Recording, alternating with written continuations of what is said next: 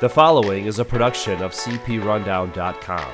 The views and opinions expressed by the host of this podcast are those of the individual and not of any affiliated companies. Ladies and gentlemen, welcome to the Rundown on Fun, a weekly podcast covering the Cedar Fair Entertainment Company, the amusement industry, and the business of fun.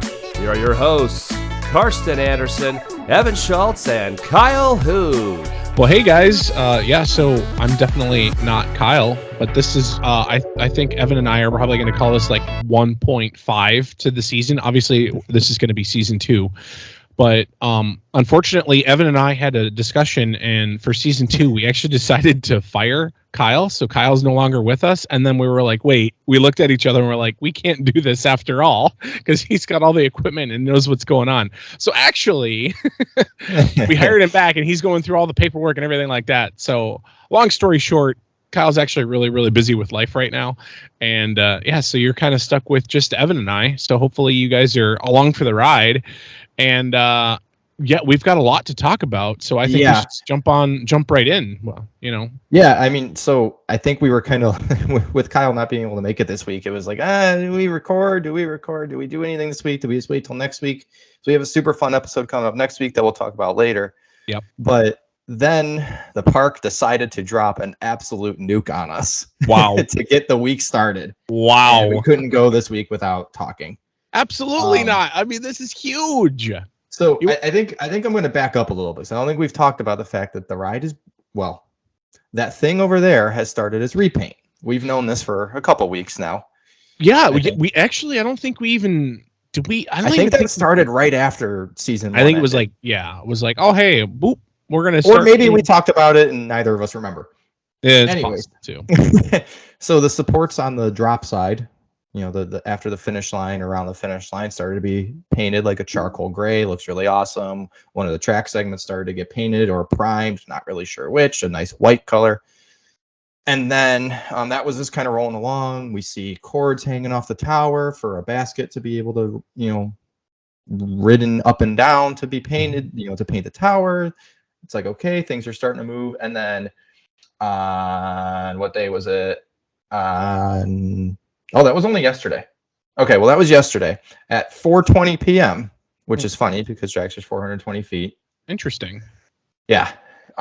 Cedar Point decided to tweet a picture of what looks like the bottom of a support piece and say, first shipment, signed, checkmark emoji, unsealed, checkmark emoji, delivered. And then there's like a finish flag, which I think means it's there.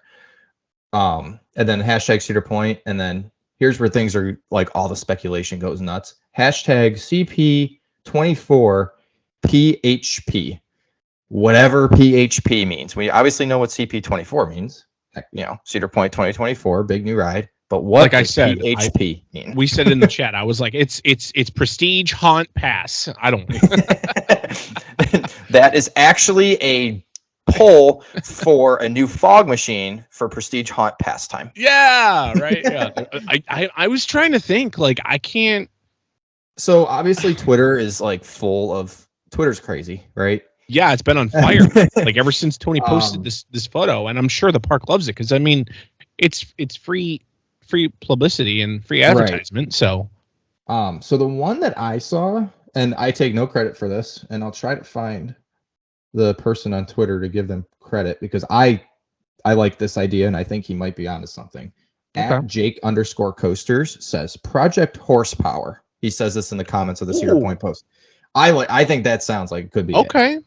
Obviously, there's a ton of other ones. I mean, I don't know. I just think of I feel like it's project and then whatever HP stands for. I think of like PHP as in like either one, like some kind of like computer programming design thing or something, or completely opposite of like a pH level of like a pool, like to see like, but yeah. So I don't know. There's a lot to unwrap there. Just in the PHP thing. Right. I don't honestly, like, let's start there and then we'll work out and we'll describe the photo that we see and what we think and stuff. What do you think the PHP means? You think it's going to be like what that person on Twitter kind of like said, or I feel like, I mean, so obviously I saw this tweet on my way home from work yesterday And so the rest of my drive was, okay, what can it be? What can it be? And I couldn't come up with anything. Yeah. I was thinking of that teaser that they posted back in January, the video that, you know, basically Dragster will be back in 2024. Then it ended with the song kind of faintly in the background, I think, or did I dream that? It did. It did. Okay. Very silent, very, very quietly, but it did. Yes. Yeah. So and that video had a race thing going on to it. So I feel, and horsepower, and I don't know. I'm not going to put any money on it because Lord knows it could be something completely dumb like Project Hill with a pulse. I don't know. Meaning, I don't know. It's better. They could. I mean, you've got more than what I would have thought.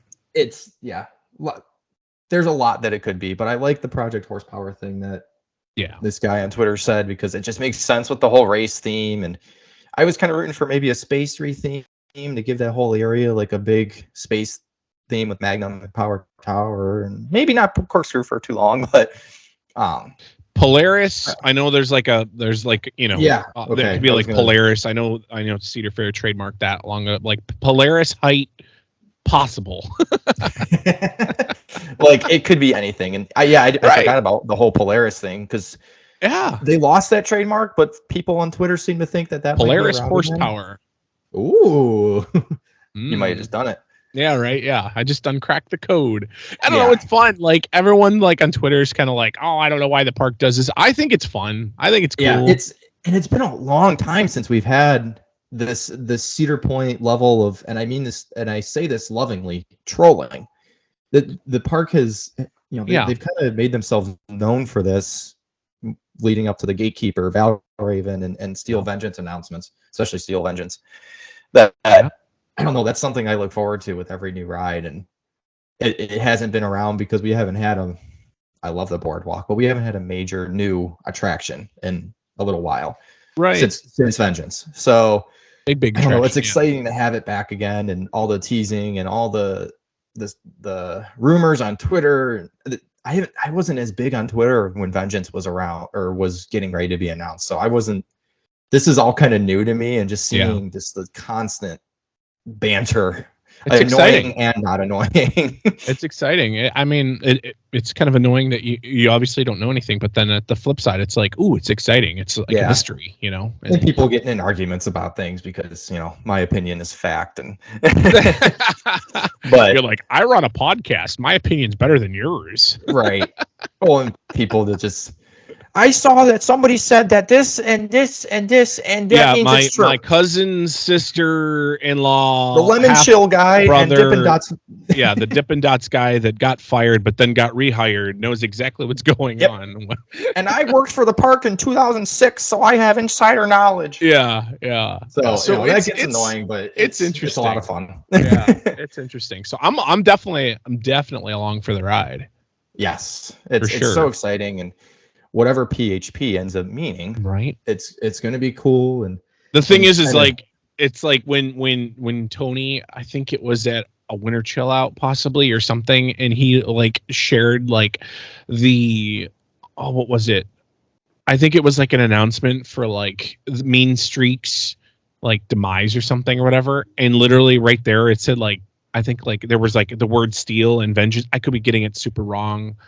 I remember vaguely just like at Winter Chill Out in one of his PowerPoints, it was like, you know, we raised this much money, and you know, you saw this new restaurant today, and I don't know what that slide is. Moving on. Yeah. Well, no, he actually, maybe you didn't get to go to that, but I was going to say he actually showed and said, hey, by the way, we actually announced the name like way back in the fall. You guys just didn't notice. You're like, what? No, come on. Maybe. Yeah. Since then. Yeah. But anyway, all this remembrance, we could have dreamt it too. Yeah, that's possible. That is possible. So the first big debate was the PHP thing, and then people really started looking at the support photo that. We should say that it is the bottom of a support. Yeah, it is the bottom of a support. It looks super zoomed in, so you don't really get a good idea of like what the diameter. It's a circular support, but you don't really get a good idea of what the diameter of it is. Right. But one we've would counted- guess that there's probably 12 holes, meaning it matches up, I believe, with the with new the footers supports that are new footers that are over there by Iron Dragon that we were talking that we talked about a little bit.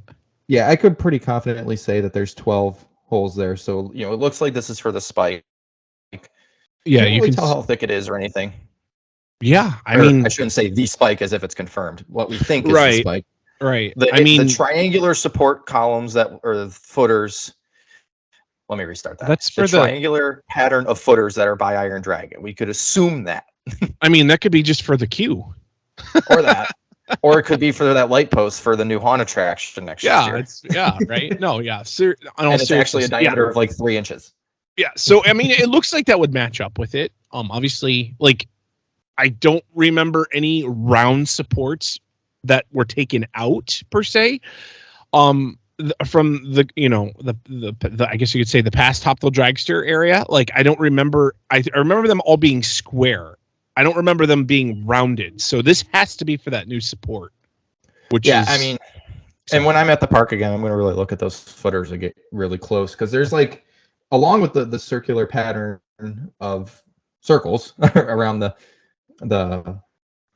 outside rim, the outer diameter of the support, there's also like a cross shaped extrusion out of the support that will go into the footer, I assume. So I want to see like if that matches, if the shape on the picture that the park tweeted matches up with the new footers and yada yada yada. So there's that picture. Of course, Twitter's got to overanalyze the heck out of it. Can we just say that that's a massive like support? Like, it's huge. I could take a picture of the bottom of my mug and it could look like that. Yeah, true. Right. Trickery with a picture. But you can also see like I'm looking at it right now. You could see like the holes, like, we're assuming there's 12 like holes around. Those look extreme. Like, you could just see how like deep and how thick that flat like support looks like. Holy crap, man. So, we could assume it's for what we assume is a spike. If it's a spike, that's I'm excited. Somehow people on Twitter think that they can look at this photo and decide if it's Intamin or Zamperla. Zamperla. I don't know. I don't have the faintest idea. I don't know, but all I know is, as I saw like everything like on Twitter and people like bashing everyone, all I know is I'm super excited that the ride and the tower and everything that like we pretty much going to be a roller coaster we can ride next year is pretty much staying, which is nice. Like, they're not taking it down, they're redoing it obviously, and it's just nice to be like, oh well, I don't I'll never be able to ride that kind of coaster like that again in that little area. Like, no, they're actually like giving it another chance, which is really cool. In some way, shape, or form, we will be on quote unquote Dragster again next year. Yeah, and I think whether I'm honestly like I'm hoping in looking at this picture, like I'm gonna go on Team Intamin and say maybe it's Intamin, because it kind of looks like what the supports looked like back when they had Maverick and stuff. But honestly, I don't know. Like, there could just be like a standard way that these need to be built, or designed. Right. I don't know. I feel like it could be Zamperla. I feel like it could be Intamin. I still go back to when we started talking about this, and I mentioned how Zamperla came out with their Lightning train, which is their new launch train that, and I don't know if they actually ever confirmed it or not, but I don't know. The world confirmed somehow that there's an Intamin accelerator coaster in Italy that is being bought by a park in Canada, and Zamperla is the one that's getting rid of the accelerating launch that is the same that Dragster had, and redoing it with their LSMs and yada yada yada. I don't know. It makes a lot of sense, but then it's just like, man, this is a huge, and no disrespect to Zamperla. We had them on the show. Wonderful. Adam Simmons is a great guy. He's got to be a hell of a salesman to get a park to agree to this project when Zamperla doesn't have that background. But, like, if Zamperla signed onto it, and if the park decided to pick Zamperla, which is I don't know, I'm everybody's got to get their foot in the door somehow. Exactly. And this would be mean, one heck of a way for right. Zamperla to do it. And you know, speaking of Adam, when we had him out on the show, honestly, I was just thinking, I was like, you know, he said that I thought he said like a few years ago they like had a sit down and we're like, okay, are we going to get serious about roller coasters, or are we just going to do like family flat rides and like really thrill flat rides, or what do we like, because we're dabbling in like the coasters kind of thing. And I'm doing his quote really bad, so if you want to listen to his quote, go a few episodes back and listen to that episode, which was really good, when we had Adam Sandy on, which was really, really cool. But yeah, I mean, maybe they're just like, yeah, we're just going in, you know, we're just going like throwing in the thing. I did actually listen to a YouTuber, and I don't know how credible this was. I should have did a little research on it, but supposedly there's a person that used to work at Zamperla, and then he went to Intamin, and then he came back to Zamperla and stuff. So I find that interesting. I was like, well, maybe, you know, since they got that guy back when he worked at Intamin for a little bit. He stole some ideas. Maybe not really steal some ideas, but he actually took some ideas and we're like, hey, got some knowledge. You know, we got some knowledge. We can actually make this into a bigger coaster business and stuff. So I don't know. That's where I'm at with it. So. And I could be completely off base with this, but this is just me kind of pretending I have some knowledge in the industry. But, you know, I see a lot of people on Twitter arguing against Zamperla in the sense that they've never really done a launch coaster. They've never, and obviously never done anything of this magnitude. But going back more to the launch thing, I have a very sneaky suspicion that whoever does it is probably outsourcing the launch. I don't even know for a fact Intamin makes their own launches. I mean, not that it works great, but Lightning Rod, we know, was a coaster that was built by RMC at Dollywood, and the launch was made by an outside company because RMC was not a company that dabbled in that. Yep. I believe Thunderbird at Holiday World was the same thing. B&M, they don't really do launches. They took, you know, they don't do launches hardly at all. I had Thunderbird and Incredible Hulk, which is a drive tire launch. So and that works. Both those technologies like work great. So I believe Hulk's a drive tire. Either way. Yes, it is. Yeah. Thunderbird specifically, I know for a fact is an LSM launch that B&M was like, send it to another company. Yep. So it's very, very possible that Zamperla is really just responsible for the track and the trains here. So people that are concerned about the launch working right, it's probably not them. It's probably not Intamin either. It's probably some third party that specializes in making LSM magnets. So everybody chill out. Just give, like, you haven't ridden the new reimagined ride. Like you haven't seen what it's going to be. And whatever, like, and also we haven't seen, like, if it is Zamperla or even for Intamin or maybe some third party company that we have no idea. Flower, who cares? Right? Yeah, like when we had Michael on, maybe it's a Gravity Group. No, like, honestly, like, I mean, give the park a chance, give whatever ride manufacturer a chance, and let them spread their wings and kind of see what happens. Yeah. And you know? I can guarantee this is the biggest publicity, from a publicity standpoint, especially the biggest project Cedar Point has ever done. Ever. Yeah. It's interesting. I think you said in the chat, not to cut you off, I was going to say, I think you said in the chat where we were talking about giving ride manufacturers, like different ride manufacturers, a chance, to where Arrow was going crazy and doing amazing things, and they were like kind of like pretty much number one, and then Intamin just was like, oh hey, we can do coasters too, and then just like that. So this could be their big foot in the door, and then a home run, and then next thing we know, King to Ka's getting redone. So where was I going with that? I'm sorry. It's okay. Man, I completely blanked.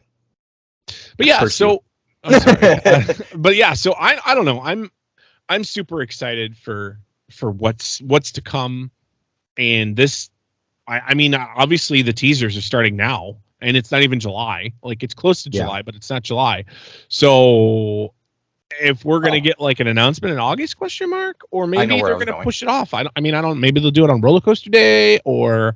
Yeah. I mean, mid-August kind of seems like the recipe for new coaster announcements. I mean, honestly, yeah, because the park wants to sell season passes for next year, and that's a perfect way, Yeah. So where I was going before Karsten cut me off. I'm sorry. This is the biggest publicity from a publicity standpoint, the biggest project this park has ever done.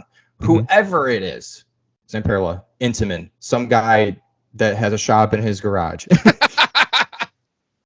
I don't care. The park definitely, and the company knows how much is riding on this. Both the park and the manufacturer are going to be checking each other constantly to make sure that nobody screws this up. There is zero margin for error.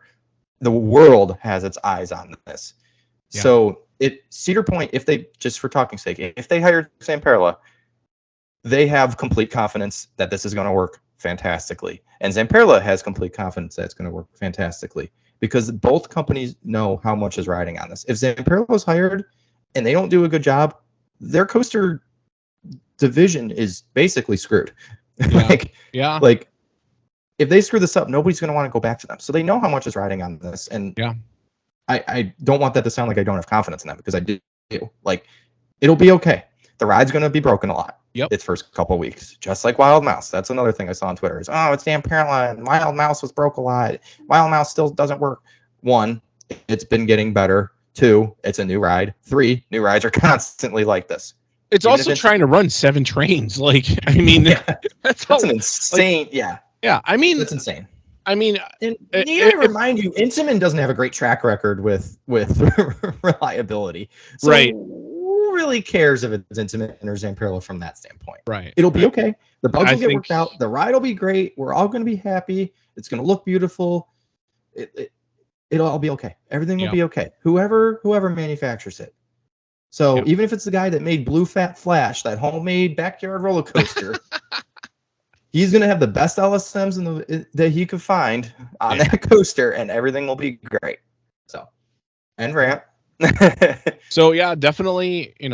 I'm sure next week we'll have more of an update, and talk a little bit about like what's going on with the thing over there. I guess you could say because Tony said that not dragster it's gone. Yeah, and Project PHP. Yeah, right. Well, just that's what we call it, Project PHP. There we go. Perfect. Which could be saying project, but because I don't know that first P might be, I don't know. So this is going to keep me up at night.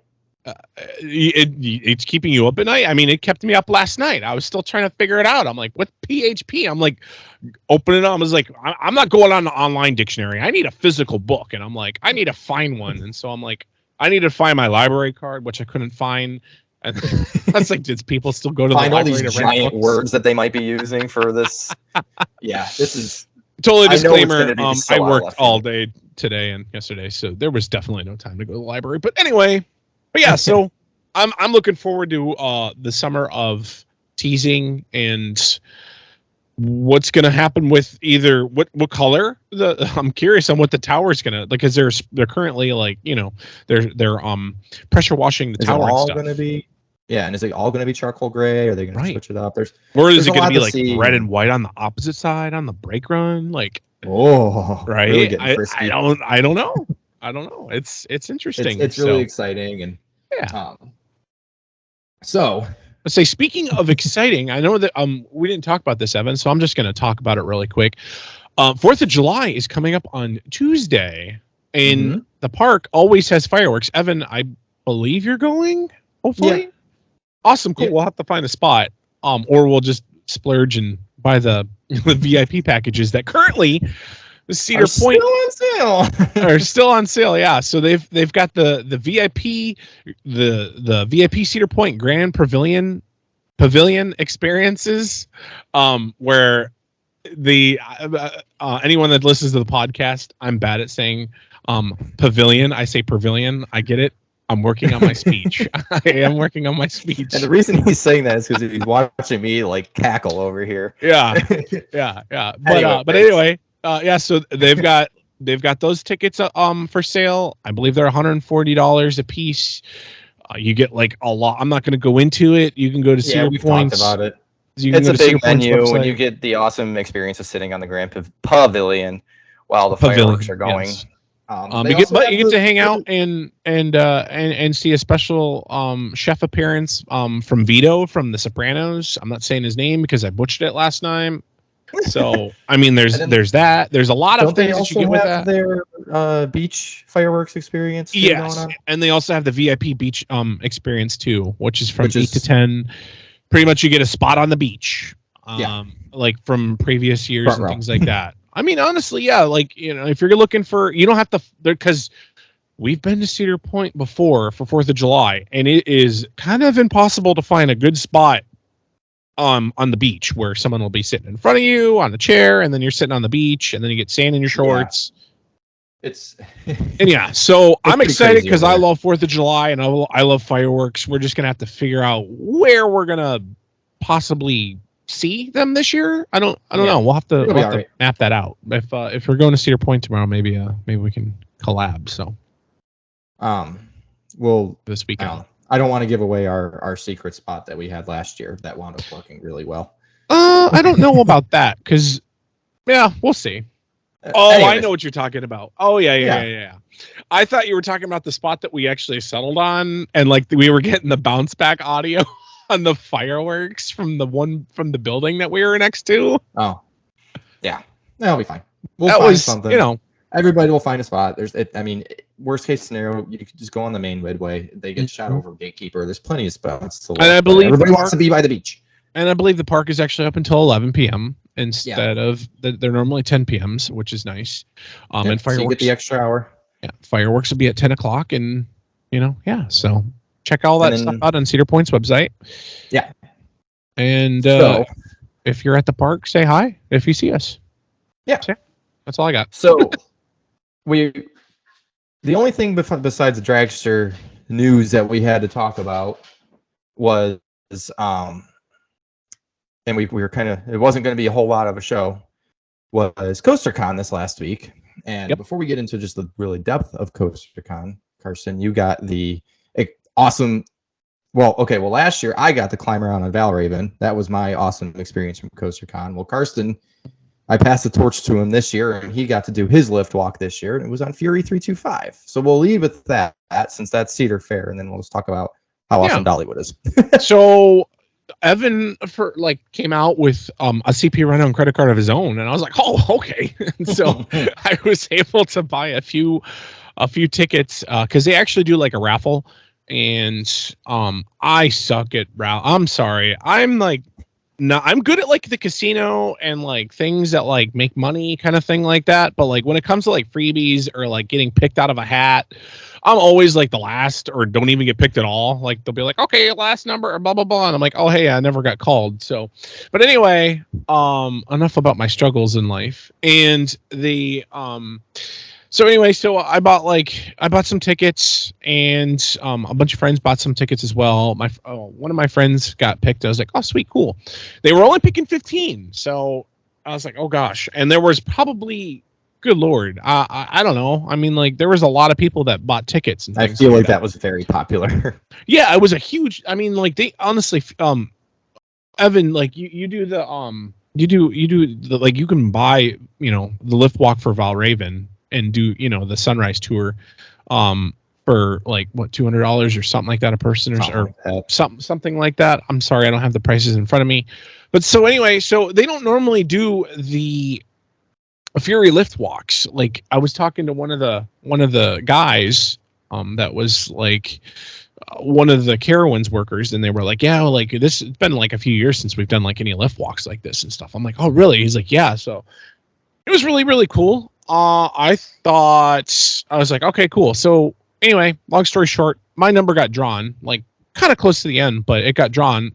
I think Justin, our neighborhood announcer, was like, hey, because I bought so many tickets. I'm like, I can't hold these all in my hand.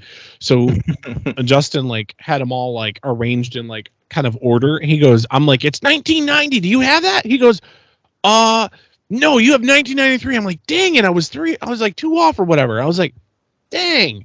And then all of a sudden he goes, wait, 1990? I was like, yeah. He goes, you got it. You got it. I'm like, huh? He's like, yeah. He like shows it. And I was like, oh my gosh. I'm like, and I'm like shaking and like trying to like, I gotta go to the table and move out of the way. I got picked. I got picked. Move, you know?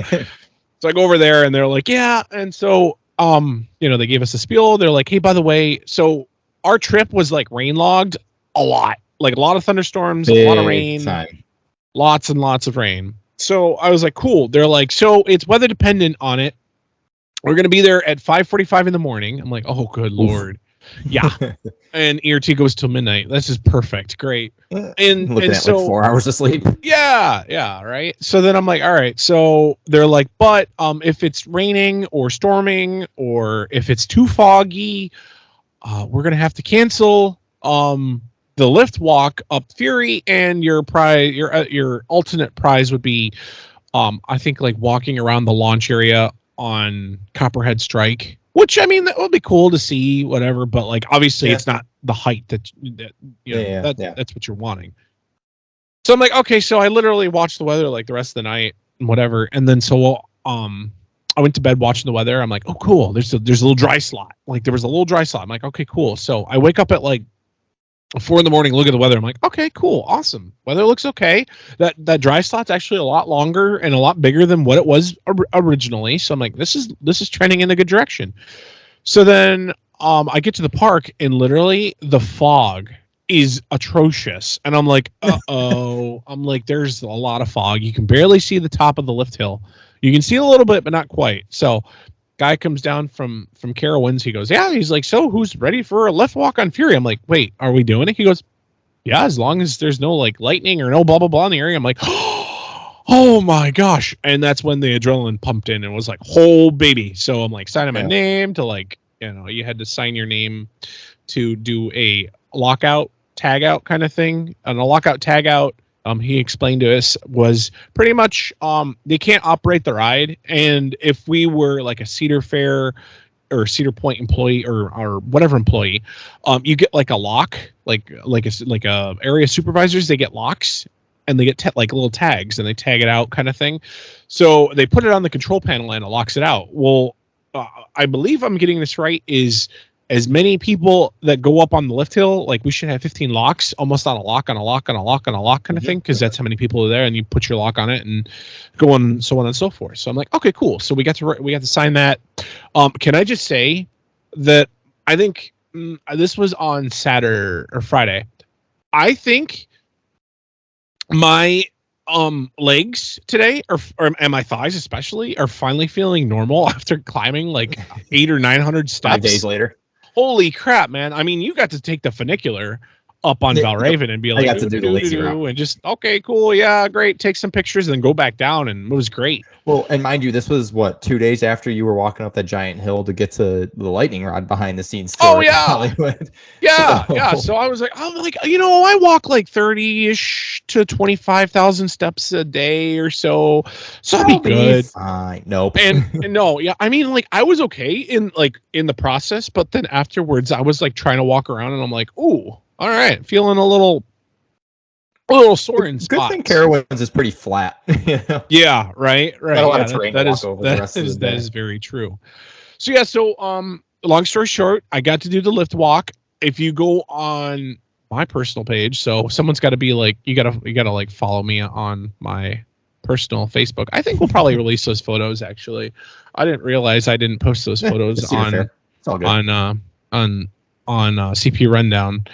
But come on, Mr. President, figure it out. Yeah, right. I'm sorry. There's been a lot of dragster news and a lot of things that we've been posting and stuff. So just kind of like it'll mess up the algorithm on Facebook kind of thing.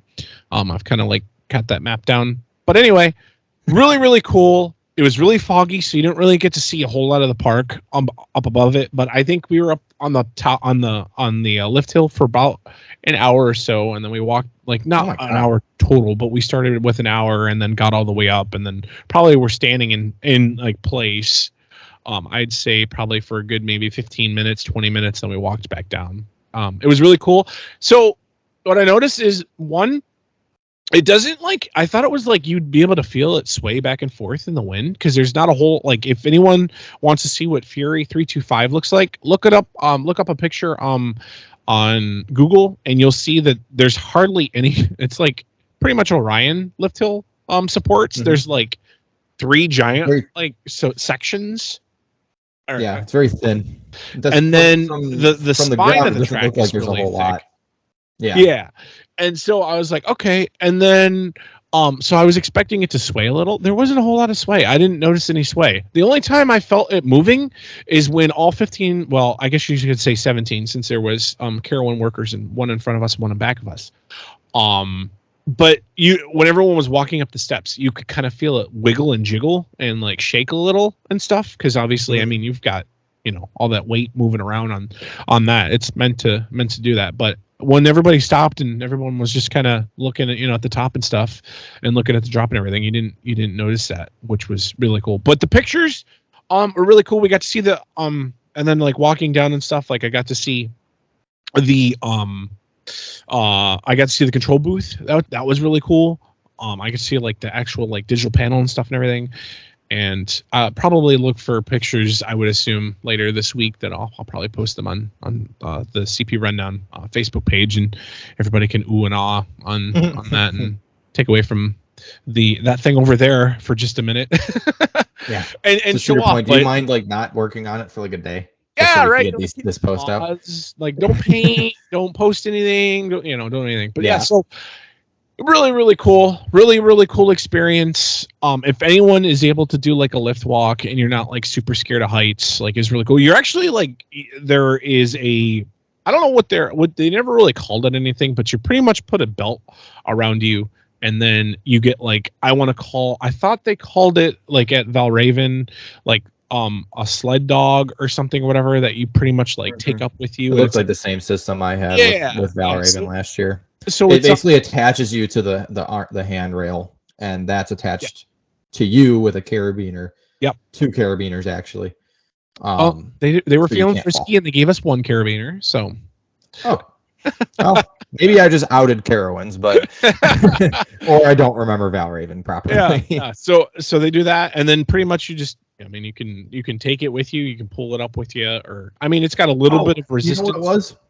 We had one on one side and then one that just kind of dangled on our other side. Okay. So that when we got to the top and it was time to turn around, we didn't have to walk backwards. We can. Oh yeah. So one on they our told right us side, that we could. And then as long as the belt was a little loose, we can turn the belt, and then that's how we could Our way of turning around was okay. We had the one on. We're gonna attach the other one. Okay. Turn and then detach the other one. So that's smart. Whatever. Yeah, that's smart. Stupid nerdy things. So yeah, right. So we got to do that and everything. And being up there was freaking amazing. You just felt I felt obviously I felt I was foggy and cold and dreary. Yeah, I felt like I was in a cloud, but it was cool to see a little bit when we were later on in our standing up there at the top, whatever, some of the fog was clearing a little bit, so you could see kind of well, then you ride it later and it's damn, I was standing up here. Yeah. I mean, that's I think that every time I ride Valraven, I'm wow, that's cool. Yeah. So I don't know. I thought it was really cool, but if you get a chance to do a lift walk, and you're not super scared of heights, like I said, even if you are scared of heights, you're not going to fall because obviously the park, they will keep you safe. But yeah, so and if you want to do a cheap one, I know it's not Cedar Fair, but I know Griffin at Busch Gardens Williamsburg, that's their dive coaster. I think it's $50, and they give you a ton of crap. Nice. So if you really want to do one and you don't want to break the bank, there's your. Or you want to test it out. You want to be hey, I don't want to do Valraven just yet. I want to see if I'm scared of heights because I don't want to spend however much money it is to do Valravens. Yeah, whatever it is. But yeah. So real quick, I didn't do Carowinds, but Carowinds otherwise good. Yeah, Carowinds was how's the aeronautical landing? Good. They gave us like at the last night, whatever, they gave us like ice cream treats. So we had like Snicker bars, Twix bars. They were all ice cream themed, like the ice cream bars kind of thing. And they had like cookie sandwiches, things like that. They had cookies. Well, you thrive on brownies. ice cream, as we know from Coaster Stock. Yeah, they had all kinds of desserts, things like that. And the food, I mean, it's Southern food. barbecue. Yeah, like the rides are if you good. love barbecue. I mean, we had a lot of barbecue, so I was kind of barbecued out by the time I got to don't even want Carowinds. to think about barbecue. But yeah, I'm trying to stay clear from barbecue for a little bit because good lord. But yeah, no, it was good. Your tea was really good. The ace and everything, they do such a wonderful job in doing everything, and they were able to get pretty much everything in besides like here a random rain that would pop up before ERT or after ERT. And Justin and I can attest that we were like, cool, it's done raining, and we literally got on Intimidator for the last ride of the night. And guess what? It started pouring down rain on the lift hill when we were going up. We're like, well, here we go. Did you still have your Dollywood ponchos? Yeah. So I had my Dollywood poncho, but it was in my pocket because, like I said, it was done raining. It was like we were walking around and everything was great. And I'm like, well, that's nothing I can't do now. So we walked around all soaked the rest of the night, but that's all right. How was Aeronautical Landing? Oh my gosh, that needs to be a whole new. That has to be another episode. Yeah, we should like just give us a taste, and we'll talk. We're gonna about have to do that for another episode when we don't have news. But let's just say, wow, you feel like, first of all, that area where they put it was pretty dead. It was so ugly. It was dead. It was kind of awkward, and nothing was ever like. I mean, like the rides would be open, but like no one was ever over there. It's a night and day difference, and literally, like I love it at night because like all the airport lights, like everything that you see like airport wise, like the blue lights like on a runway kind of thing, and like the yellow lights and stuff that when you are like taxiing down on a plane and stuff, they've got all kinds of those lights. Really, really cool. And let me just say, a lot of attention to detail. Yes, lots of attention to detail. Extremely, extremely, extremely fun. All the rides there are freaking amazing. I will just say, and we'll go into detail probably not next week, but maybe the following week after that. I really, and I'm gonna have to probably post this video. The bumper cars got completely like redone. They got brand new like bumper cars and stuff, and the theme that they have for it is freaking awesome.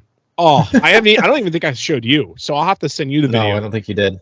Oh yeah, I did not. No. And it's like a minute long, but you can. Oh, it's so cool. You feel like you're almost in like Star Wars or something like that. So, so I couldn't do I did CoasterCon. I couldn't do the Carowinds portion, just because I couldn't get the time off work, and obviously bummed about not getting to ride Fury because Fury's amazing. But I think the other thing I was mostly bummed about was not getting to check out Aeronautical Landing yet.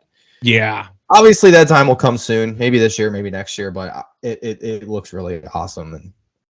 Everything everything has a theme. Evan, when I say everything's got a theme, like I think it was the water gun game or whatever. Like, you spray the water gun at the little target and the thing goes up. Literally the back panels of that were literally like, it looked like they were airplane like wings or something. Like it was so cool. It was really cool. They really went all out. Yes. Good. Yeah, it was really good to see. So yeah, you want to talk about since I've been talking a lot, you want to talk about Dollywood? Yeah, I'll touch on Dollywood. This will probably wrap it up just because, not Cedar Fair, but I mean, we got to talk about Dollywood. Yeah, I mean, we were talking a little bit. I mean, we're probably going to shift the podcast just a smidge. And I mean, like, we're the rundown on fun, meaning obviously fun, but also the fun stuff that we're doing. Yeah, like fun, So obviously, we're going to have Cedar Point and Cedar Fair information first. And then if you guys are still listening, you guys get to listen to a little bonus. So, yeah. Yeah. So, anyways, yeah. So, Dollywood was the first portion of CoasterCon, which is the week-long coaster enthusiast event that American Coaster Enthusiast puts on. They change what park it's at every year, or parks. Last year it was at Cedar Point and Kennywood. This year it was at Dollywood and Carowinds. So, I was able to do the Dollywood portion, which was Sunday through Wednesday morning. And it's just, nighttime ERT and then morning ERT and then free food and more free food, and good Lord. I mean, I love Cedar Fair. I love what Cedar Point did for us last year, and I'm sure Carowinds treated you well. Yeah. But oh my God, what Dollywood does for every group that comes through there, really, it's unbelievable. They gave us a Yeti style cup with the Ace logo on it. They gave us a T-shirt. They gave us a piece of Thunderhead. They gave us a CoasterCon logo coin. The ERT was amazing. I mean, we at one point in time we got an ERT session on every single one of the park's coasters, unless it was canceled because of rain, which I'll get there. But oh my God, and I mean, we all love Dollywood. The workers are always so nice, and the food there is, I mean, God, they just shove barbecue down our throat constantly, and that good old Southern cooking.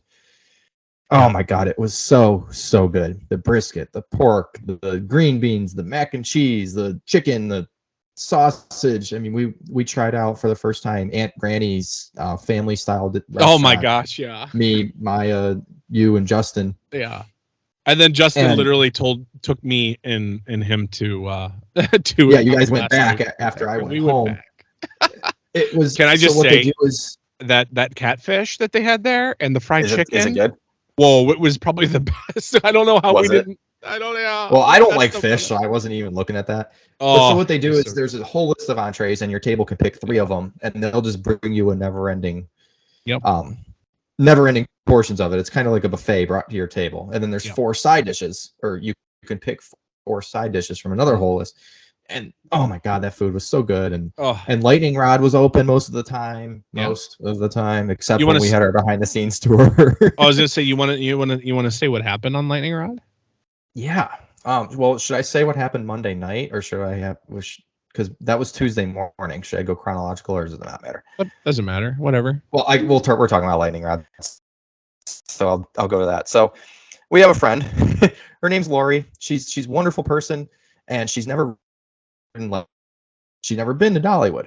Yep. I rode Lightning Rod before her in the back row, and it was rough. It was really rough. If you don't know, Lightning Rod is their RMC coaster. It's half wood, it's half steel. It's kind of it's like if you took Steel Vengeance and like half of the steel track was just wood for some reason. Ooh. So the wood sections are horrible in row 12, the very last row. I rode it, and I'm like, Lori, I just don't think you should ride this. It's really rough for XYZ reasons. She's like, okay, cool. I trust you. Then I rode it again in the front seat, and it was butter smooth. It was awesome. I'm like, okay, Lori, you're riding this. Yeah. And it's a temperamental ride. think of Dragster in that sense. It's down a lot. So, she was ready to ride it, then it broke down, and then she was ready to ride it again, and it started raining or whatever. Yep. So finally, it's Tuesday morning. It's our ERT session on it. One of our 3 ERT sessions on it, or at least 3 scheduled. Mm-hmm. And where we get on it, Lori gets in the front seat. We launch, or we pull out the station. We launch. We're going up the hill and slam on the brakes. We get a rollback on Lightning Rod. Oh yeah, which was fun. But I was like, man, after all of this, Lori still didn't really get to ride it. Right. We waited it out, and we waited at the exit, and they let us since we were on the rollback train, they let us get back on the first train that went out of the station, and it was like a 20-minute downtime, if that. And we rode it, and it was awesome. But so now I have a Dragster rollback credit and a Lightning Rod rollback credit, which is so much less exciting. Credit? No. I thought I was going to get one once because I was on it, and the speakers were yelling at somebody to put their phone away. They're going to stop us, but they didn't. But yeah, so that was fun to get her on it, and shout out to her. But it's a phenomenal ride. Just ride towards the front half of the train if you can. It's pretty brutal in the back. I don't tap out real easily, and that almost did it for me. I was going to say, that's why I'm thankful that Cedar Point is very temperamental and very caring for Steel Vengeance. Like, they put a lot of love into that coaster. Yeah. Because, I mean, it could end up like Lightning Rod, where it's like rough like that, and you're like, oh, but they do such a phenomenal job that. Right. Absolutely. So yeah, but we got on it, and I think I rode Lightning Rod like 5 times over the couple of days, which is I mean, over 3 full days in a park, that doesn't seem like a lot, but for lightning rod, it is. Yeah. So yeah, that was great. And then the other fun story was Monday night. We were supposed to have ERT on Fire Chaser Express, Wild Eagle, Tennessee Tornado, and Blazing Fury. Well, Lightning had Lightning had different ideas, and there's a very good reason Carsten is boying. There was a lot of lightning that night. It was pouring rain, so the outdoor coasters weren't open. So that left Blazing Fury, and we're like, man, this sucks. But lightning will pass. You want to say what Blazing Fury is, so people will know. Yeah. So we go to ride Blazing Fury, and Blazing Fury it's barely a roller coaster, but it's a roller coaster. It's during normal park operating hours. It's a dark ride with a bunch of it's really old. It was built in like the 60s or 70s. It's really old. It's got a bunch of old scenes and old animatronics, and I guess the story is you're a firefighter and you're just kind of rolling through town. It's electronically driven through most of the ride, and then there's a couple surprise roller coaster drops that make it a roller coaster. Mm-hmm. It is the most dumb fun ride in the world anyways. But then, so we go over there. ERT's from 9:30 to 11:30. We get over there at like 9:32 because that's when ERT started. We're like, well, lightning will pass. We'll just ride this once or twice and everything will be fine. So the few of us ride it, and they decided that they're going to turn all the lights off. So it's just a pitch black ride through a room, but there was one light on, and it was a floodlight shining on the Ace logo that they put in the ride. Yeah. In one of the scenes in the ride. Ugh. So it was like, we were just kind of joking around, having fun. I think we rode it twice, and we're like, all right, we're gonna get off. We'll go find my girlfriend because she didn't ride it first. And we want to see what it was doing outside, see if there was still lightning. And there was. We find Maya, and we're like, well, Maya, you got to experience this just in the dark. Yeah. So we go and ride it. We sit down, and by this point, pretty much everybody had given up. And we rode it once. We rode it twice. We rode it 3 times. We rode it 4 times. We're just staying on it. And there was area supervisors from Dollywood in the Blazing Fury station, basically letting people know, like, hey, the rides outside are still closed. You can stay on this. There was nobody waiting, so we were able to just sit down on it. We didn't have to get up. At one point, a couple people got in line, so we had to get off and go around. But all in all, the outdoor rides didn't open, and me and Maya rode Blazing Fury. Well, I rode it 18 times. Maya rode it 14 times. You and Justin rode it 19 times. Because that's all there was to do. And it went from, oh my God, I paid so much money to come down to Dollywood and only ride Blazing Fury during ERT, to I really just want to leave and go back to the hotel, to, oh my God, this is just so stupidly fun and obnoxious, and I don't even know if it's real and if it's a fever dream or not. So yeah, we rode it that many times, and when we got off, it was after 11:30, and we were walking by the area that they had the snack set up for that night, which was an ice cream and pretzel bar. It was past 11:30. They didn't have to let us get ice cream, but they did, because they were awesome. And and then it was still pouring rain as we were leaving. And oh my God, I mean, it was fun. That ride is smooth. I mean, there's really no chance for it to be rough, and yet I was still sore after riding it 18 times in a row. Yeah, it was so fun though. It was definitely an experience, and I always, whenever they announce that ride is closing, because it's old, and its sister at Silver Dollar City is closing after this year, Fire in the Hole. Whenever they announce Blazing Fury's on its way out, I will definitely be making a special trip down to Dollywood, because I definitely have a soft spot for that stupid, crappy old ride. Yep. But God love it.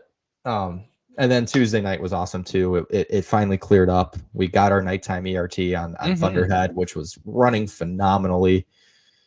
I can't say enough good words about that ride and Dollywood. And thank you to Dollywood, and on behalf of Carsten and the rest of Ace, thank you to Carowinds and everybody that at Ace that put on that event. It was unbelievable. Next year it's out at California's Great America, which I feel like I need to go to for other reasons. And Six Flags Discovery Kingdom and Santa Cruz Great Beach Boardwalk.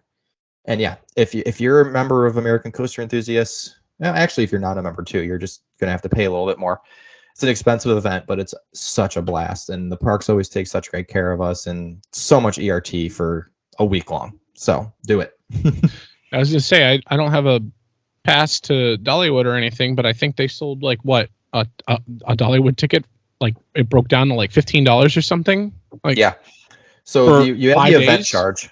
You had the event charge, which was like it was expensive. It was like over $300. Yeah. But to get Dollywood tickets on top of that was just an extra $20. Like Yeah. and they gave you a 5-day 2-park, like you could go in and out of the water park too. And that was the other thing I didn't mention. We had water park ERT on all their major water park attractions Wednesday morning. Unfortunately, it was 66 and raining, so we skipped that. Yeah. I think most people did. Yeah. But the water park was open if you wanted to go, and that was awesome. You know, Dollywood did everything they could to keep us happy and give us a ton of food and gifts and love and, you know, all that Southern charm that they're known for. And I'm planning a return visit for Christmas. Nice, yeah. Because that park is amazing. It's definitely a nice park. Very, very wholesome, very family friendly. And just good old Southern love. And like I was in that park for 2.5 days total, and I still don't feel like actually 3 days total. I still don't feel like I did everything. Like I didn't go in all the shops. I didn't see any shows besides the bird show. I didn't even eat all the food, and they gave us so much food. Yeah. So you could really spend a ton of time at Dollywood, and it's awesome. And if you want, you know, you can win lift tour because they did stuff. They did some lift tour walks there, and you can also win like tours. You can also put like they have silent auction items where the park will donate like coaster wheels if you ever want a coaster wheel or coaster piece parts, of lightning rod track, or a part that you almost won that you didn't want to win. Yeah. So funny story. I could tell the story real quick and then we'll wrap it up. Yep. So they had Thunderhead guide wheels or road wheels. I think they had both. I don't remember which was the one I actually bid on, but it was a fog. We were one of the first ones in the silent auction room when it opened, and I was like, yeah, you know what? I really like Thunderhead this year. I'm going to throw $50 down on it. Completely expecting to get outbid within minutes. It was like a 2-hour auction? I think something like that, yeah. Well, so you have to stay in there because if you win, you got to be there to pick it up, or else they're going to be, pissed at you because you're a jerk for doing that. Yeah. So it's 20 minutes go by, nobody's outbid me. 30 minutes go by, nobody's outbid me.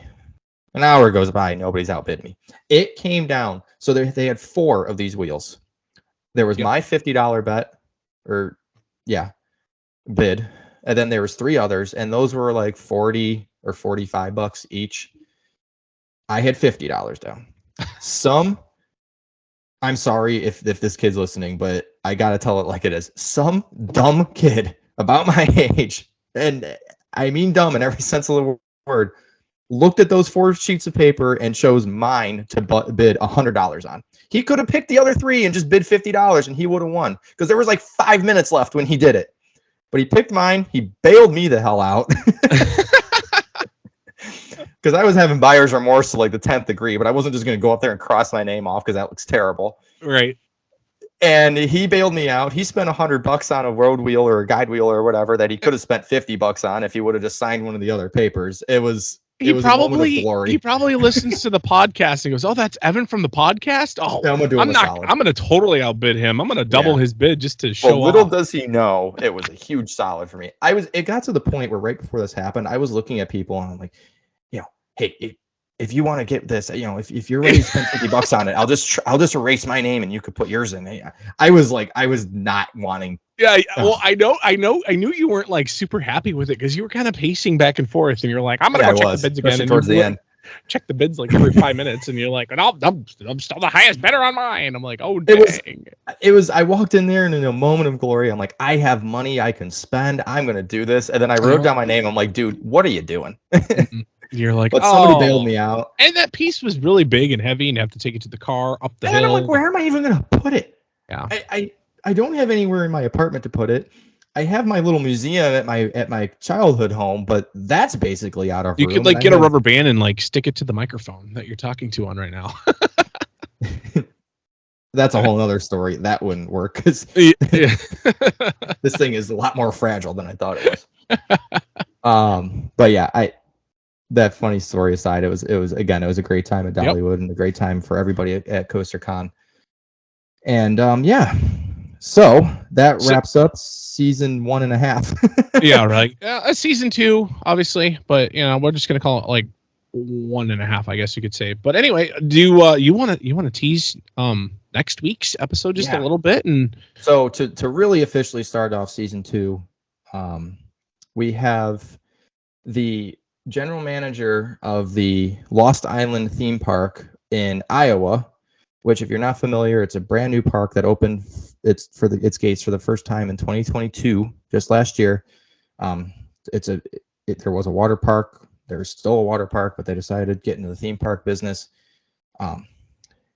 In a word, they haven't done so hot so far. The park looks amazing. There's a couple coasters. There's a dark ride. There's a beautiful log flume.